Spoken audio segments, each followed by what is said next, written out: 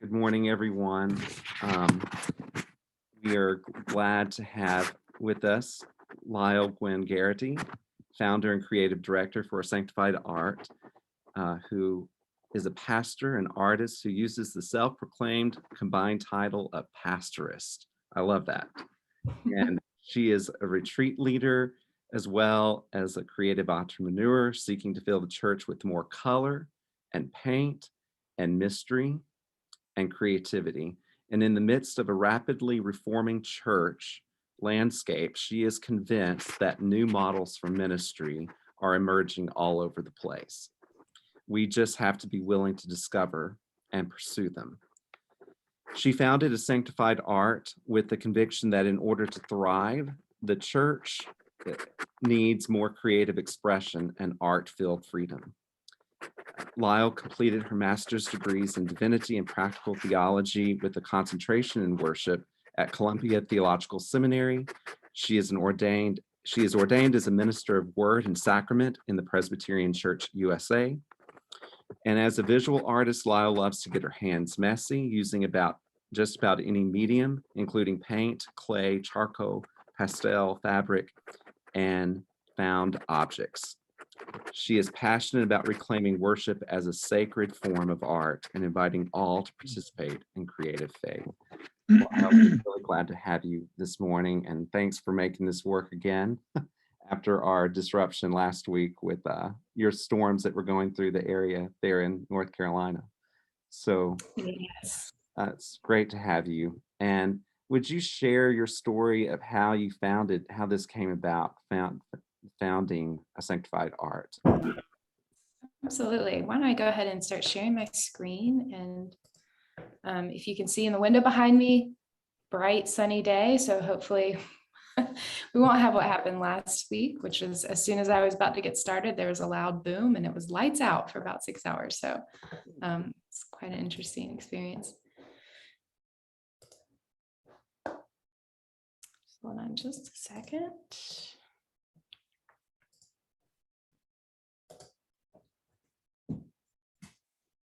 So I'll dive in by sharing a little bit about the origin of A Sanctified Art.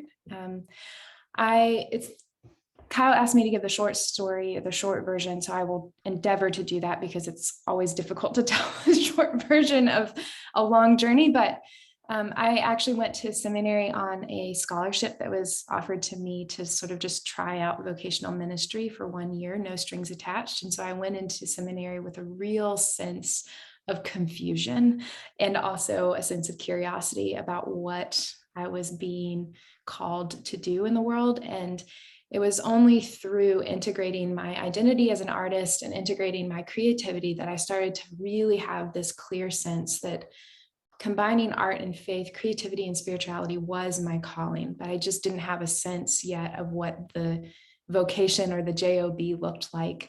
It wasn't until after I graduated, after adding on an additional degree where I did a special focus on arts and worship, that I started to travel to different churches and serve as an artist in residence and start to guide communities through creative process and creating art together. I started live painting for worship. I actually do that quite frequently, where I come into a sanctuary and paint as a part of the proclamation and the rhythm of a worship service, and go and lead workshops. And it was through that work that I started to have this vision. And I was just compelled and captivated by this vision of collaborating with other creatives to create multimedia resources. And I say multimedia because you'll see when I start to share that our resources are sometimes visual art, sometimes it's poetry, sometimes it's written liturgy, sometimes it's curriculum to help you create some sort of interactive worship art project.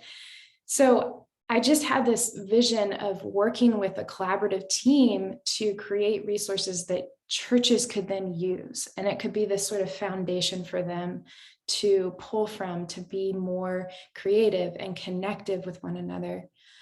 So there were 3 people at the time that I was having conversations with who were seeking ways to use their creative gifts in their own ministry. 2 of them were folks that I went to seminary with.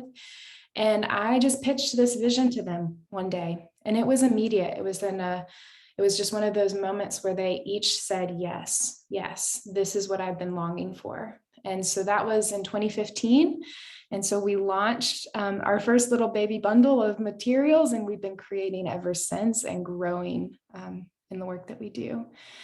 So we are, I'll share a little bit about who we are in a second, but we create multimedia resources around liturgical seasons. So we create a large bundle of materials for the season of Advent through Epiphany, and then we do a big bundle for Lent through Easter, and then we often do a summer series. Our core mission really is to support, equip, and inspire pastoral leaders or lay leaders or folks who are helping to facilitate and shape our faith communities. And we do this, we really think about our resources as a wellspring. Like, I love this image of materials. We are very abundant in what we create. We just can't stop creating. And we have this sort of abundance model that we try to stay true to, where we just create this wellspring of content and ideas and visuals and liturgies and materials and practical tools, so that for those of you who are worship leaders or music directors or clergy or lay leaders, that you can focus on the work of being present, of spiritual transformation, of worship, of pastoring and facilitating and preaching. And that's so important. I think that's what we really live for. So our standards of practice are really, we try to be expansive in our language, imaginative in the imagery that we offer. We come to our work with a sense of honesty and authenticity, that we encounter these texts as humans, and we try to be as authentic as we can in how we encounter these texts, whether we're creating visual art or poems or liturgies. And as best we can, we are committed to anti-racism and anti-oppression. And so really the core of what we do is we're trying to help churches reclaim visual art in particular and creativity as tools for spiritual formation. In many of our faith traditions, music has been the main creative expression, and music is so needed and empowering and beautiful. And so I think in many ways what we're trying to do is to add on to that and say, there's something too about visual art, about embodied creativity, about tangible creative expression that is needed here alongside our musical expressions, and that those go hand in hand. We're a core team of 5, but we also regularly now partner with a growing list of amazing and talented guest collaborators and guest contributors. So for each bundle, based on what our theme is and the direction we're going in, we seek out collaborators to partner with to add more wisdom and creativity and insight into the resources that we offer. So because today I'm going to share about our new Advent resources, which I will talk about shortly, I want to introduce just really briefly who we've collaborated with for this particular bundle of materials.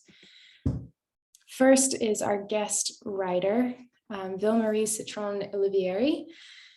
Ville-Marie is an elder in the Presbyterian Church USA, which is my denominational home and where I'm ordained.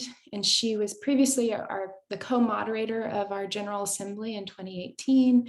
She was the first Hispanic Latina and the first Puerto Rican person to be elected to this office. She's also a lifelong educator and writer, and she has written commentary that shows up in our Advent devotional and our sermon planning guide, and it is story rich. It's just dripping with imagery. It's almost as if you can taste, feel, touch, experience those commentaries and those reflections on scripture. Reverend Denise Anderson is our guest visual artist. We've partnered with Denise for our Again and Again Lenten series that we released earlier in 2021. And she was a guest writer and also crafted a liturgy around the Stations of the Cross alongside us. But she is also an incredibly gifted visual artist. She actually went to art school. That's her background. And so she has this deep longing to just paint. She's an incredible oil painter. And she's also, her main job is the director of our Presbyterian Mission Agency's Racial Equity and Women's Intercultural Ministries. So she has a very full job, and we are so grateful that she is squeezing out time to create. So she's created visual art and artist reflections that are also featured in our Advent devotional. And we've also partnered with musicians. Becky and Nathan Bliss. Together, they form the band Barnaby Bright, which is a band that they've been producing music through and touring since 2005. You can find them on Spotify and any streaming platform. But they're also the music directors for the gathering service at Village Presbyterian Church in Prairie Village, so right in Kansas City. And so they are the directors of the gathering service, which is one of their contemporary creative and formal services, and they do incredible work. So we've partnered with them, and they've actually written a theme song inspired by our Close to Home Advent theme. And we haven't released it yet because we are packaging it as a music video that I am finishing editing this week. And so I'm actually going to give you a sneak peek of that produced song. Since you're musicians, I want to give you a sneak peek. So I want to give you a broad overview of these new resources for Advent, Christmas, and Epiphany, and they're developed around the year C text for the lectionary. And again, even if you have your Advent plans fairly set, I hope that just experiencing how we sort of approach our work could be helpful for perhaps future seasons. But whenever we start planning for a new season, we dive into those lectionary texts and we really start with those scriptures. And as a group, we start to look for any sort of overarching themes or motifs or sort of connective tissue or anything that's really emerging for us in a particular time in the world and what's speaking to us in these texts as we read them anew each year. We've now gone through a number of lectionary cycles, so it's now becoming more of an interesting challenge to try to not create what we've created before or see what we've seen before in the text, but it really is a beautiful task of coming to these texts with new eyes and fresh eyes as we are shaped and reshaped in this world. So this year we found our way to this theme, close to home. And I think when something hits close to home, it affects us deeply and personally. We know it to be true. It's almost so true that it might be unsettling or uncomfortable. And when we revisit the stories in the scriptures of our Advent and Christmas season, many of them are tender and vulnerable and very personal and very human. They're almost like memories that we hold close to our chest, especially the story of baby Jesus born in a manger, surrounded by shepherds and strangers under the Star of Bethlehem. And many of our scriptures we found are rich with metaphors and imagery of home. John the Baptist prophesies about the one who is to come, but reminds us that we are wandering far from God's promised day. And his message, I think, hits very close to home, especially for those who are experiencing inequity and oppression. After receiving the promise and the news from the angel, Mary retreats to her cousin Elizabeth's home, seeking refuge and safety and sanctuary in her arms. Christ is born in the midst of a journey home after Mary and Joseph are counted in the census, and he's born displaced from a home, from his home, in a dwelling place made for livestock. The Magi travel far from the east to pay homage to the Christ child, and having been warned in a dream, they avoid Herod by traveling home by another way. And so in so many of these scriptures, home is both physical and metaphorical. It's something we seek, but also something we are called to build. And so ultimately, I think God is our home and our resting place. And the greatest message of this season is that God draws near and makes a home with us. But inevitably, we've thought a lot about how in this Advent season, there will be much in our world and about our lives that will be hitting us too close to home. Many will be missing loved ones. There will be empty seats at tables. Those lost to COVID, those lost to sickness and other tragedies. The traumas of this ongoing pandemic will still be with us. Many folks will have lost their homes in the past year, 2 years, due to natural disasters or economic hardship or unjust policies. Many don't feel safe in their own homes due to poor living conditions or harmful family dynamics. Many feel alone and isolated at home, especially after such a prolonged time of stay-at-home orders and social distancing. And many of our churches are discerning transitions within their own physical buildings, especially after many of us spent a long season worshiping from home, from a distance. And so for many of us, our sense of a spiritual home is shifting or transforming. And so we hope that this theme really creates space for us to hold the tension of both grief and joy closely, remembering that no matter what we experience, God is just as close. For each season, we typically develop sub-themes for each week, and that's our way of sort of fine-tuning and fleshing out a theme and giving a little bit more variety and new things to sort of explore week to week, especially for a preacher. And so I just want to walk through those briefly. In the chat, I shared our theme infographic that has a lot more information about our weekly sub-themes. So I'll make sure that that gets emailed out as well for anyone interested in reading more about how we develop those sub-themes based on those weekly scriptures. But week 1, the first Sunday of Advent, is homesick. The second Sunday is laying the foundation. Third Sunday is a home for all. Fourth Sunday is seeking sanctuary. Christmas Eve is invited home. First Sunday after Christmas is a chosen home. And Epiphany is home by another way.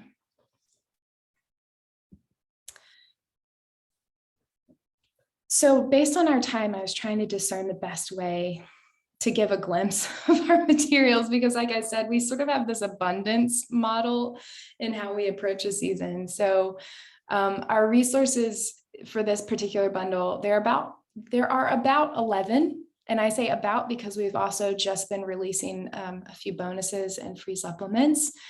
So if you are a patron of the bundle, we just really hope that the value of that is tremendous for you so that you have access to all of these other ways to sort of flesh things out. But I'll just briefly run through some of those resources, and then maybe at the end, if there are questions, we can sort of talk through that. It's all listed on our website, so you can head over to sanctifiedart.org, and it's close to home is linked on our website, so it's easy to scroll through and see each element listed as part of the bundle. But I've mentioned our daily devotional booklet.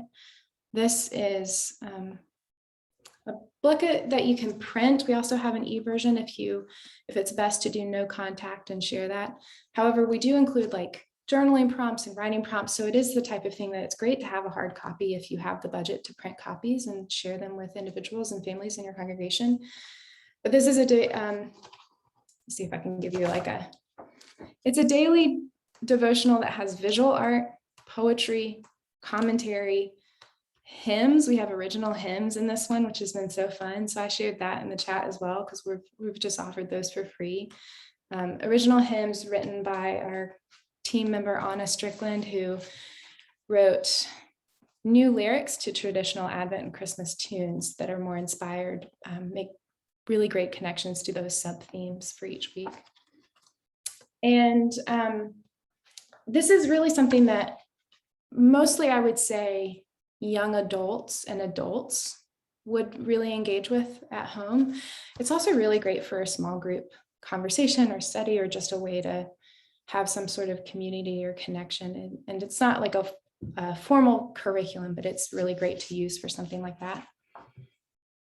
We develop a sermon planning guide, and that includes commentary, guiding questions, links to further reading and inspiration for each weekly preaching text. And that resource is really great for pulling together a lot of the elements in the bundle. We try to make a lot of the connections for you around like the visual art or poems or something that we've created. And it's great for preachers who are crafting messages, but it's also just really wonderful for anybody who is leading like a Bible study and wants to do more of a theological deep dive. You could use a lot of the content from that for discussion prompts and that sort of thing.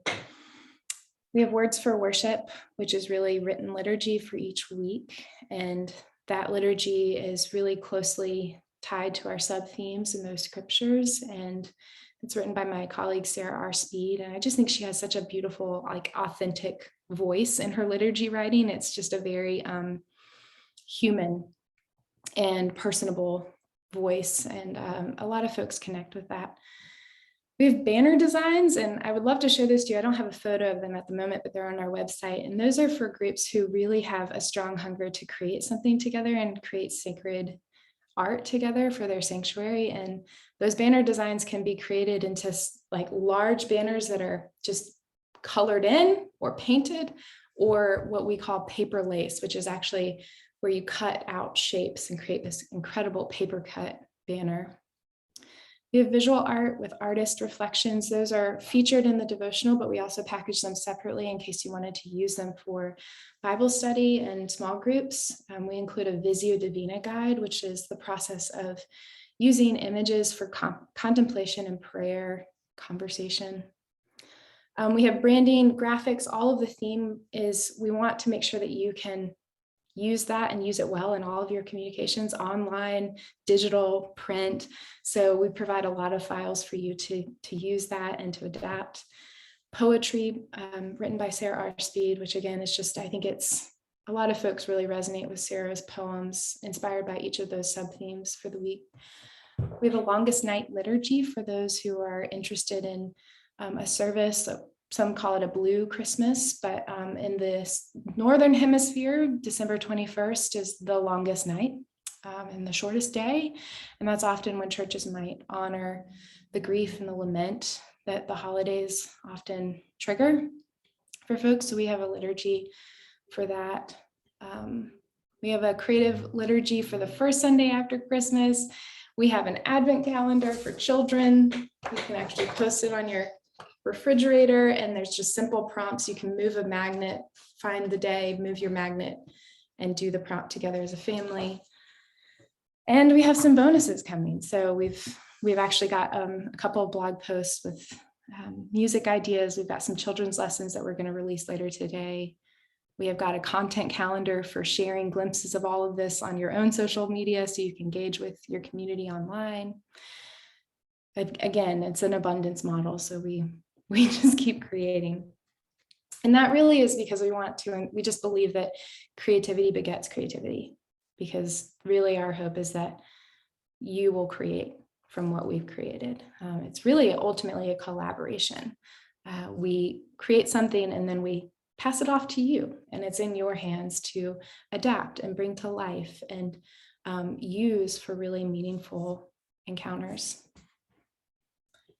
So I think I would like to read a poem and sort of close out the sort of presentation time. And then if we want to be in conversation or talk through anything, we can do that, whether we keep that recorded or not. But I wanted to read a poem by Sarah R. Speed, and it's written for Christmas Eve. And our sub-theme for Christmas Eve is invited home. And we're thinking about the irony of invitation when the Holy Family receives no invitation. In fact, they are told there is no room. And so what does it mean for God to make room where we perceive there is no room? What does it mean for God to enter into this world without invitation? And so I want to read that aloud. I've been thinking about a universal truth, the way we all want to be invited in. We want the door to be opened with cheers of, "You're here." We want the clerk at the store to ask how we're doing and the waiter to wink at us and whisper, "Good choice." We want the barista to learn our names, which people call being regular, but it feels more like being known. We want the stranger to help us pick up our sodas when the case breaks, and the woman to put her bag in her lap on the subway, which is to mean, "Come, you can sit by me." We cherish every open palm wave from the child in the grocery store and every city church with open doors when the organist plays. At the end of the day, we are all just a collection of heart and bones, walking through this world, exchanging invitations, saying to one another in a million little ways, "Come, matter here. Come, make a difference here. Come be you here." Jesus didn't receive much of an invitation. No one moved their bag to their lap or opened the door to the inn and said, "You're here." And still he came. What a gift it is to have a God who does not wait on my invitation. What a gift it is to have a God who can't imagine being anywhere but here.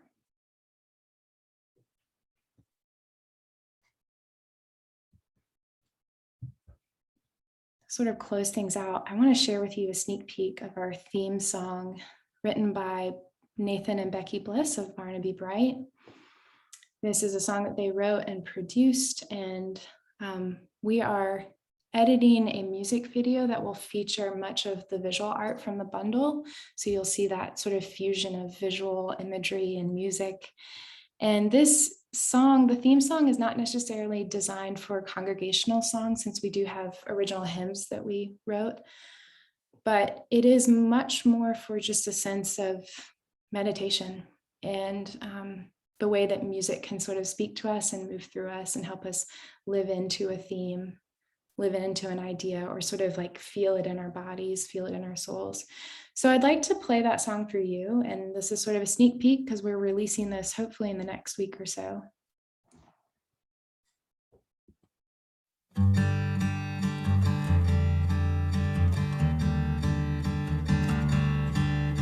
I can't describe the way I've been feeling. Everything all turned around inside my head. Longing to find some magical sign, the key to my deepest desire, the home that my body is left. I've waited on the fig trees, despite the lovely leaves, to no avail.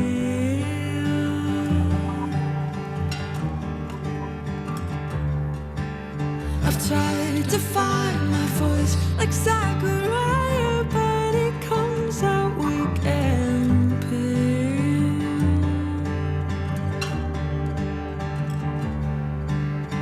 Can we build a place for all the lost who long to be held inside the arms of love, the joy that sets us free? Maybe I'm on my own, but wherever you are, I am home.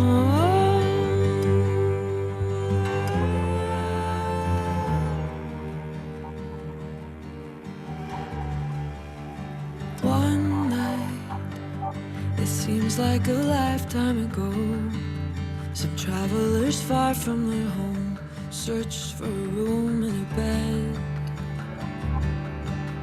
Snow fell against the light of a star. Without any offer or invite, he came to give life to the dead. Can you imagine all the weight of all of the world, yet no one welcomes you in?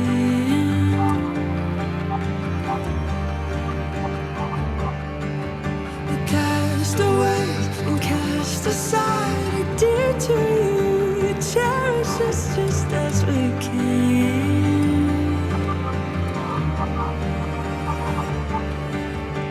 We can build a place for all the lost who long to be held inside your arms of love, the joy that sets us free. How are we ever alone? Wherever you are, we are home.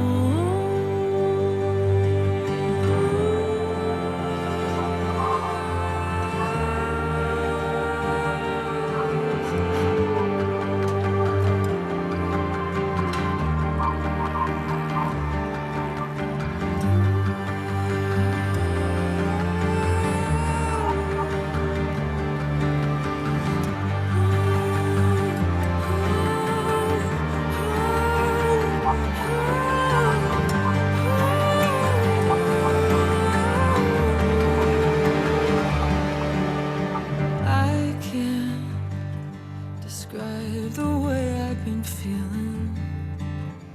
Everything all turned around inside my head.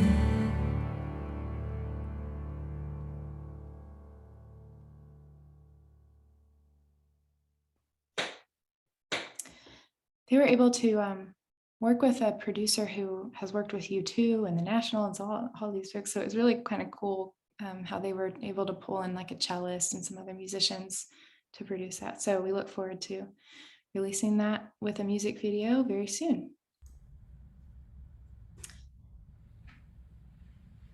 Before we come to a close, I'll just share a glimpse of what we're working on now.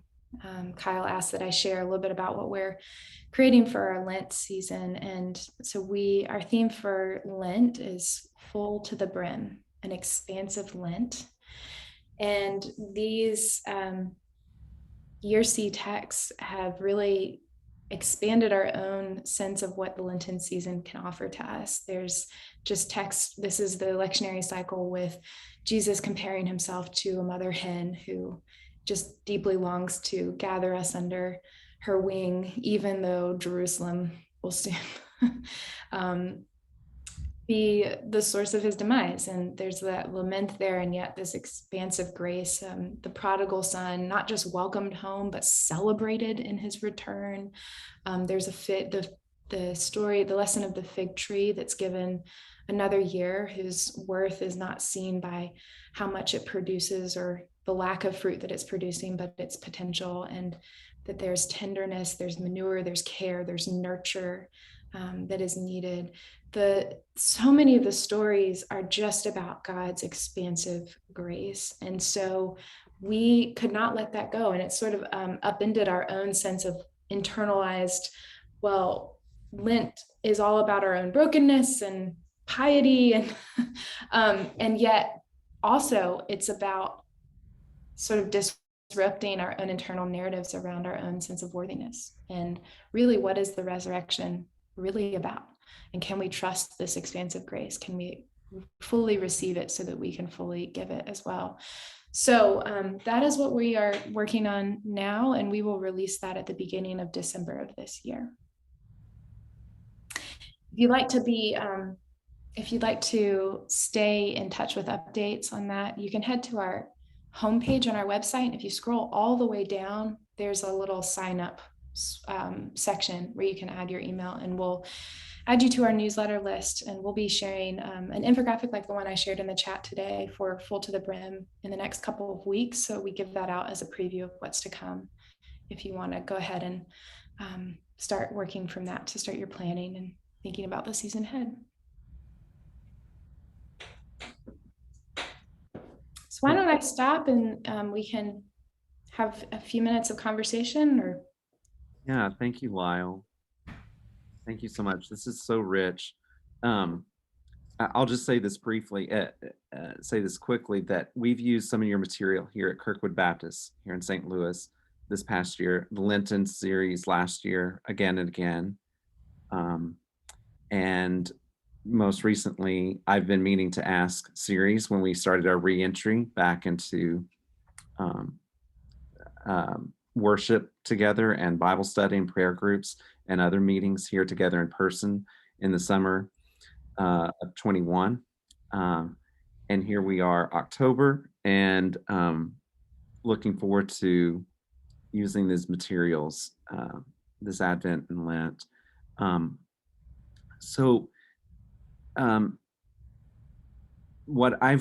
What we and our staff have come to appreciate, being a congregation that is not necessarily diverse in ethnicities, races, but diverse in a lot of different ways, other ways, is the diversity of the people, the perspectives that you bring together in this material. It's theologically grounded, but also being expansive, to borrow the word that you have for the series coming up from Lent. And we've appreciated that here. The language that we put in the mouths of the people in worship that comes from, like Sarah R. Speed, as you mentioned. We've found that the congregation, several congregants have said to me after I've been meaning to ask series, this was so meaningful in a new way. Worship was fresh. Not that worship hasn't been meaningful before, but it was just it gave them new perspective and new language, words to say in worship that were, as you say, human. Yeah. And we've appreciated that here. And so thank you for your great work and the collaborative work that your team is doing. We're very grateful for it. I just wanted to share that. Any questions? Well, yeah, Lyle, I have an observation and then a question. And so if my observation is off base, you can correct that and I'll drop the question. So looking at your Advent series, just the slides from first Sunday of Advent all the way through Epiphany, and just seeing sort of the, you know, the title of that day, the various days. I am struck by the narrative arc of those, and the way that has, I think, a momentum through the season. Now, obviously, the narrative of the birth is present, but nevertheless, even in your titles, I perceive this sort of motion, this, you know, narrative sense of the episodic nature of each Sunday. And so my question though would be are many of your series sort of aware of that almost from a storytelling perspective? Does that make sense, or am I imposing something on it that's just happened to happen for that Advent, for this Advent? That's such a great observation, such a great question. I remember, I'll respond first to this particular theme.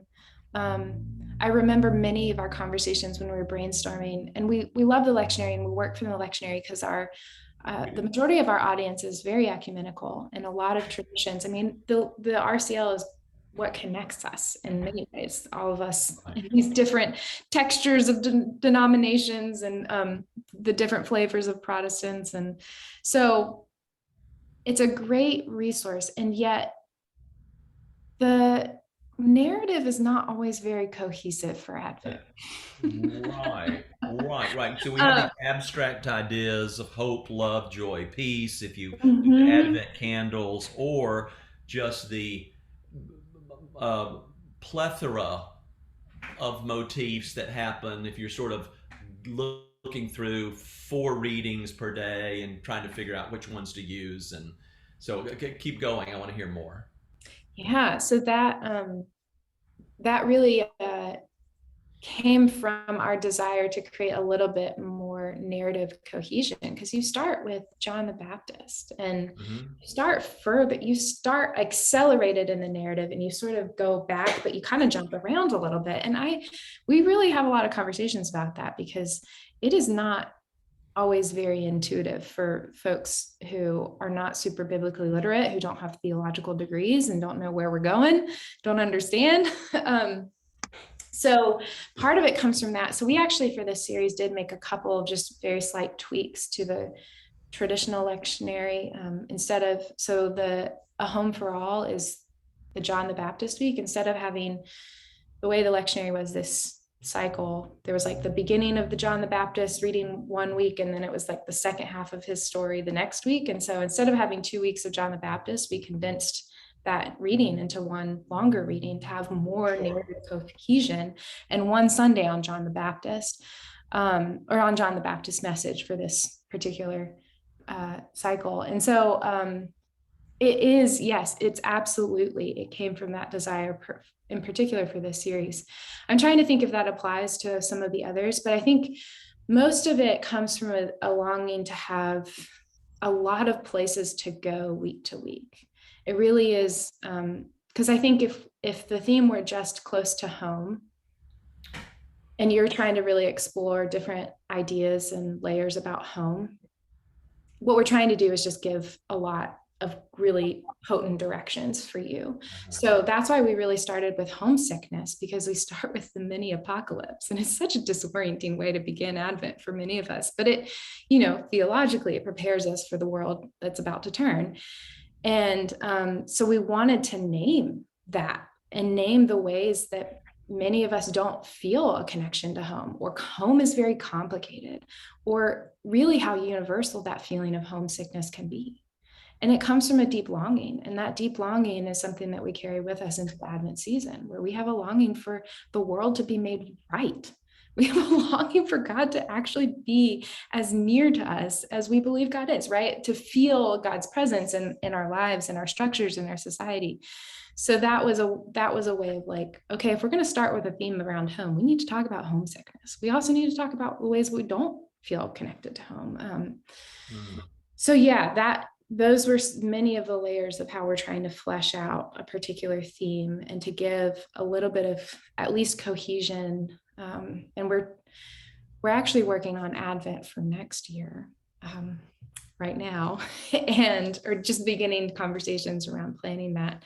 And we may end up doing something. This might be the first year that we do something that's inspired by the lectionary, but is not exactly the lectionary, in order to do something that is really, really narrative driven and focuses on the story of what's unfolding in Christ's birth. And so anyway, that's a very behind the scenes, because we may change directions. It's a long training process, but Kyle, is it your play? Do you guys use the narrative lectionary, which is something we've not really explored? We do use the narrative lectionary, and historically that's not been what Kirkwood's done, but the current pastor has used that in his ministry in his church prior to here, and here it continues at Kirkwood because he appreciates the what we've been talking about here, what Lisle's expressed so well, and you've asked about is the narrative, the arch of the story. He finds that he's more compelled to drawn to do that kind of in his preaching. So that presents challenges for one like me to then have to find different places to pull from, but with using, the RCL. But anyway, I digress. That's why I think these series have been appreciated, why our pastors love interrupting the narrative lectionary cycle and using these, Lisle, is because of the very thing you're talking about here, that Doug observed and rightly observed, that it's storytelling, making it make sense. Yeah, the narrative lectionary is a great resource, and it's a constant discernment for us if we want to ever do a series based on narrative lectionary, because we do get requests. It's hard because it's one of those things where so many folks are pretty connected to the RCL and follow that rhythm. But if there were more resources for the narrative lectionary, more folks might try out the narrative lectionary. So it's hard to know. And so I think it may just be one of those times where we just sort of take the leap and follow what we think is the best resource for the moment. But there is some great value to narrative lectionary, for at least for biblical literacy. However, sometimes in Advent, it isn't always, like sometimes Advent has like Esther, and you get some other stories that are more theme based instead of maybe narrative based, for at least telling the story of like what are all the pieces that led to this Christ being born into the world. And that's one of the things that we really love about this particular lectionary cycle is we included Zechariah's song. And so that's that second week. We lifted that one up as the primary text. So laying the foundation and thinking about when his voice does return, that blessing that he offers to his baby, who was John the Baptist, right? The blessing that he offers to him, and how we, like, what lays the foundation for us in our own lives? What helps lay the foundation for our own faith? And that was really helpful, because the next week is a home for all, which is John the Baptist as an adult prophesying in the wilderness. So it gave a little bit more cohesion. And then the week after is Mary retreating to Elizabeth. So we kind of go backwards, of course, but at least there's some connection to like who are the characters here. Okay, we've got Zechariah and Elizabeth and Mary and Joseph, right? So it gives a little bit more, even if we're kind of going back and forth through chronological time, it gives us a little bit more cohesion, I think. This has been good. Our church is pretty artistic, so I think this is going to fit right in. My wife happens to be the chair of the Arts and Environment team, and Nice. Coming up with these ideas sometimes is difficult, and we don't use the lectionary. Our pastor doesn't use the lectionary every week. He'll use some themes a couple of times a year. And my question was how soon do you plan, or how far ahead do you plan? He goes away in the spring and plans for the year. So we have an entire year of scripture and sermons and everything when he's done with that. So I would think that by next spring, although he's going on sabbatical, so I don't know if this year is going to be the same, but I would think you would have Christmas done by next spring. Is that pretty fair to assume? Mm-hmm. Okay. Yeah. We that's also been a challenge of trying to meet the needs of all the different timelines that people plan on, and Right. It's different for so many. And I think our real bread and butter are folks who are maybe leading congregations that are about 100 to 300 members who don't have a whole lot. Maybe they don't have like a full staff to really collaborate with. And when I say bread and butter, I really mean like that's really who we want to serve or feel like there's the highest need. And so those folks tend to be the last minute folks we've noticed.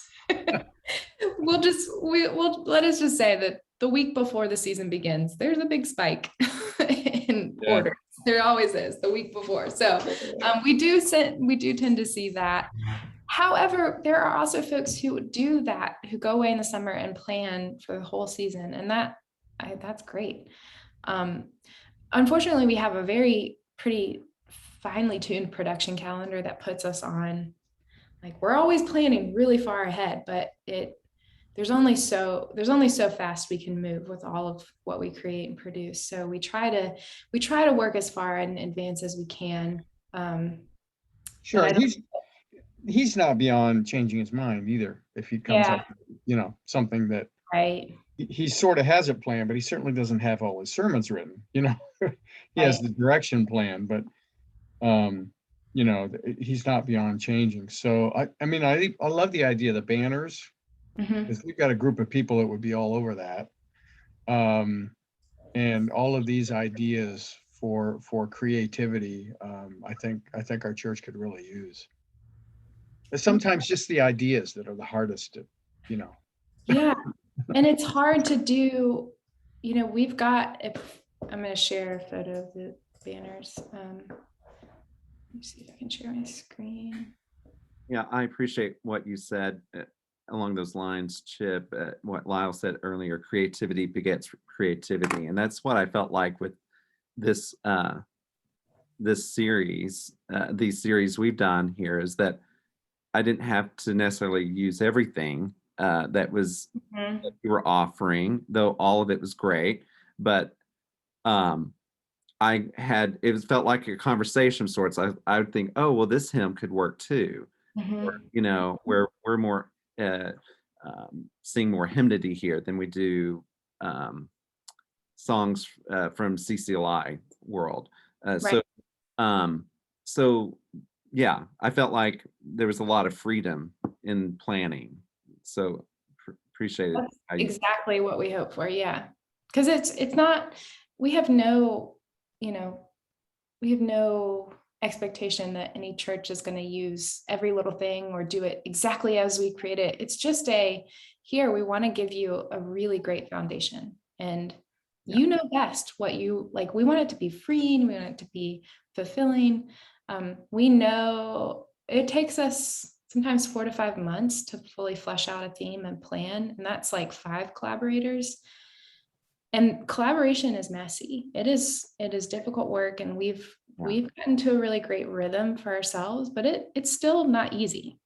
And that's hard work to do in worship planning teams and that sort of thing. So part of it is just we want to come up with some really potent ideas and themes, and that can then launch you into the implementation, because that's the work that is really exhilarating, is then taking some of those ideas and adapting them and building onto them, or bringing them to life, I think. So that's always our hope. This is an image of those banners. So this is a mock-up Hmm. of this year's banner designs. We have a number of designs throughout the years, but that's just a mock-up of what it could look like if you did the paper lace. And it is not as difficult as it seems, especially if you gather a team together. I actually, a few years ago, before COVID, pulled together a group at my home church, and we blew up the banners to 30 feet long. So those shapes you can see are quite large, and installed them. Let me see if I can find that. Hold on just a second. You're going to see me scroll through. Sorry for the scrolling. No, it's good. But I want to show, here we go, how those turned out.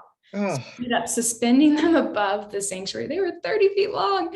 It was so cool. And it was just, so that was our sanctuary. And when people walked in to the space, every single time people gasped. It was just like this, like, oh my gosh. So every time they entered in, so here are some photos of that process and working with the team. I mean, it really is not, I think we did most of the creation in one day and then came back and installed. This is great. So yeah, so those designs are just there, and we include instructions, and there's a tutorial video you can watch kind of step by step, but it's just a process of projecting, tracing, and then using like knife blades to cut out the negative shapes. And then of course, if you wanted, you could just trace, outline. Some churches have done like basically created large coloring pages, and they'll just take this and put it out on big tables in the narthex or in like a gathering space, and in between services, people grab a Sharpie and color in the shapes. I mean, I've seen people send us photos, and it's just so fun.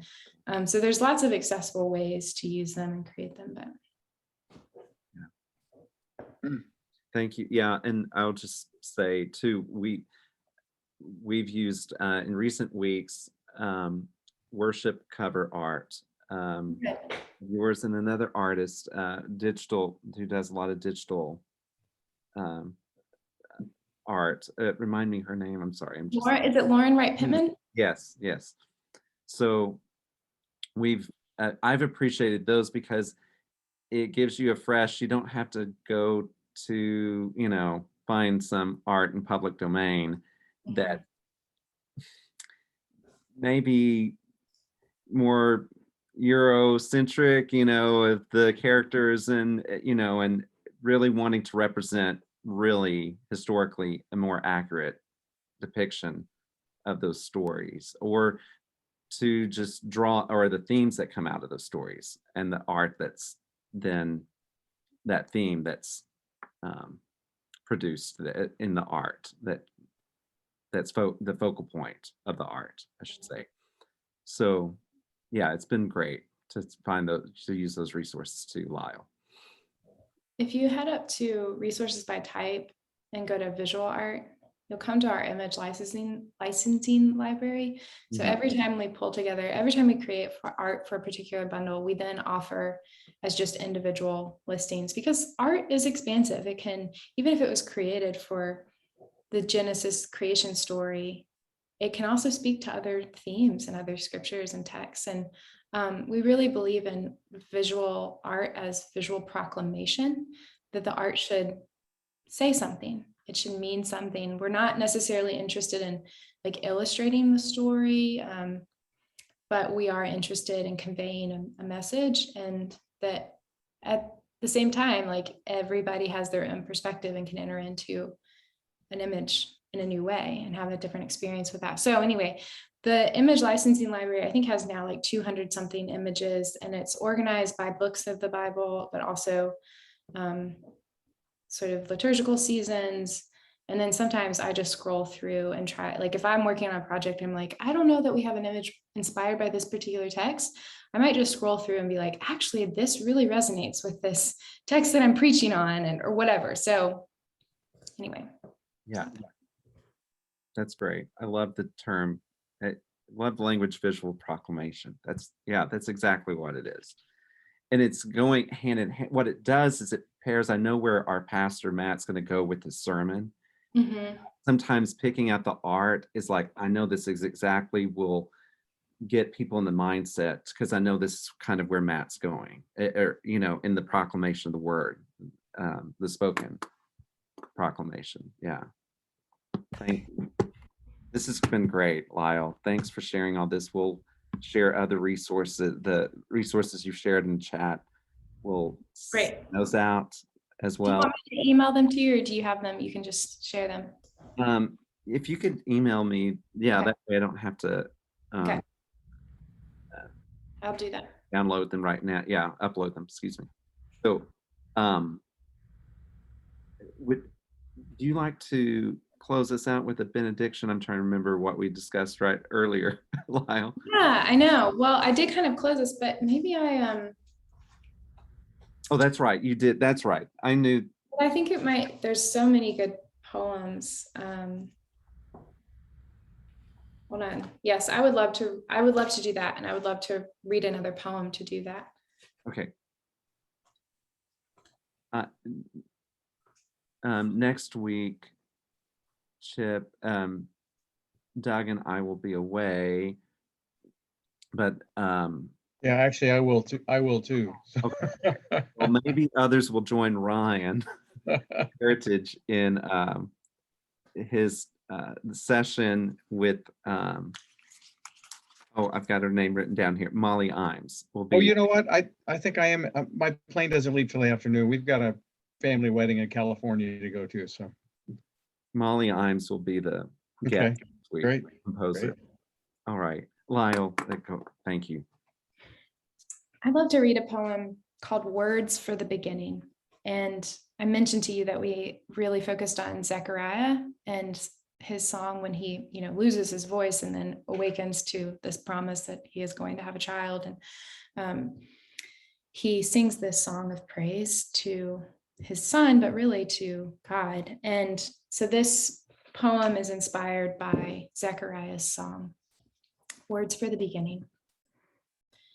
If I could give you words for the very beginning, for the stretches and the yawns and the opening of eyes, for the first hiccups and the first smiles and the first purse of your lips, I would say, oh, dear child, how you are loved.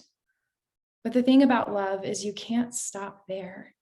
So I would go on to say, you are strong, stronger than you think, and you are not alone. Look at these parents who adore you and these doctors and nurses fighting for you. And you are enough, already enough. You haven't done anything yet. You've just been here, breathing, sleeping, and already you are enough. And then I might say, this world is a mess, but it is your home and you can make it better. So always try to make it better. And maybe, most important of all, there is a love that is bigger than my understanding that moves through this world, and I call that love God. And that love is here in this room, and that love knows your name by heart. Those are the words I would say to you as you stretch and yawn and open your eyes on the very first morning of your very first day. Let that be your foundation, like Zechariah did for John. Let love be your beginning. Amen. Wonderful. Thank you, Lisle, so much. Thank you all. Good to meet Good to you. be with you. Look forward to